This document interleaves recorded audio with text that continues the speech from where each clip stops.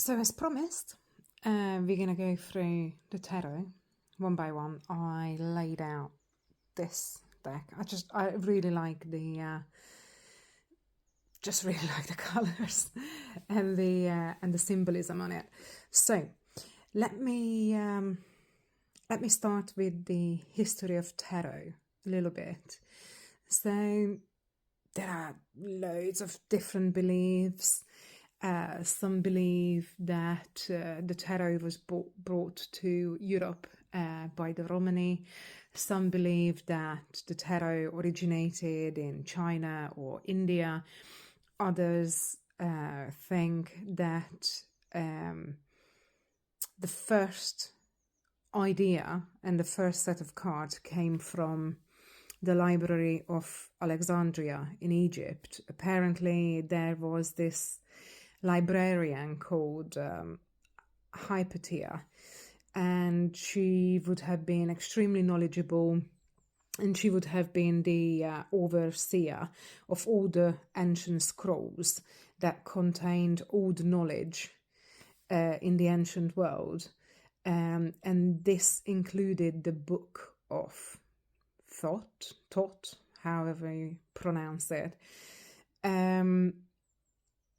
Now, there is another deck that I will talk about later on, which is the Thought deck. I do not like that deck. I got very, very bad vibes from it, but that's a story for another day. So some say that obviously the mysticism and the illustration on the cards contained all the teachings from this book for personal and spiritual development.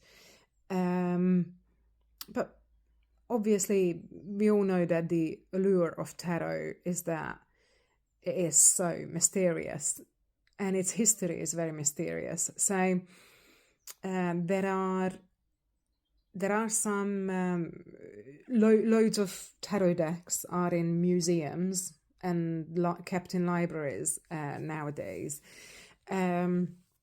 Some of there are three very famous ones. I don't know all of them, but I think all three of them were recovered from 15th century Italy, and I think one of them would have been going back to 11th or 13th century France. It's very interesting, but one of the major ones that almost a full deck, I think, would be the Visconti Sforza deck from the 15th century that was commissioned by the Duke of Milan.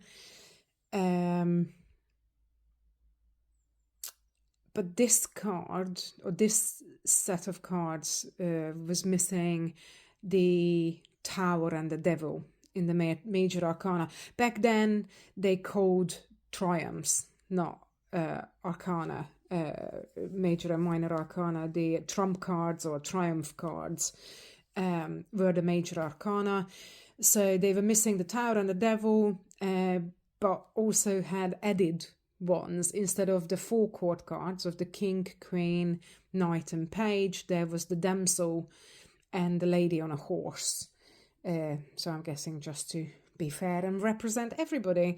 Nowadays we just look at the Knight or the Page card, and then it can represent both or all genders, to be honest. The minor arcana, so the major arcana is 22 cards that you can see here, which we will come back up, except that one, which we will come back to later. The minor arcana, which is 56 cards right now, was added in by the Italians, or that's what most scholars believe. So the Egyptian version only contained the major arcana, then the minor arcana was added in by the Italians later on, and they believe that it evolved from, hopefully I'm pronouncing this right, Tarocchi or Tarocchi, not sure, set of cards, which resembles the 48 cards of what people play today for poker. And cartomancers, which are the people that believe they understand the divine through the cards, they still use this deck today. So as you can see, the tarot images are literally drawn on by ancient beliefs, religions like the Kabbalah even, mythology, all different kind of beliefs. And the card numbers, as you can see here, this is the moon, number 18. They were numbered, and the numbering is tied to Pythagoras, however you pronounce it. Yes, that's the Greek mathematician who literally believed and thought that numbers and letters have a divine essence and extraordinary powers. Later on, obviously, the cards got banned by the Catholic Church in Europe. They condemned the cards as heretic. Now, this wasn't just through the Middle Ages, 15th century. It was earlier. It was probably 11th century France, where playing with cards was banned and not allowed. Not just the tarot, but any cards. The church deemed it as uniting people in sin. So that is a very interesting fact.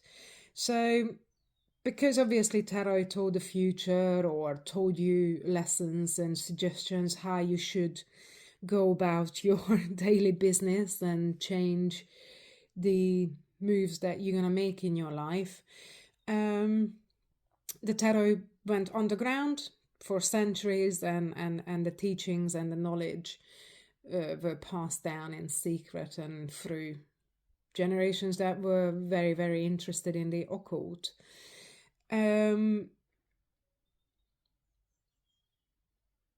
But whichever way you look at the tarot, it was always believed that it holds the key to the true human nature.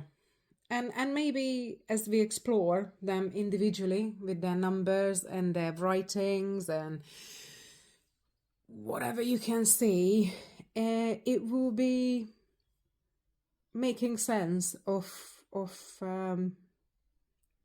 for most of you, or maybe open up some new channels and new ideas of why this has been invented, maybe before cancelling was ever available, and it was just easier to help people this way. Right, and come back later, and then we're going through the major arcana.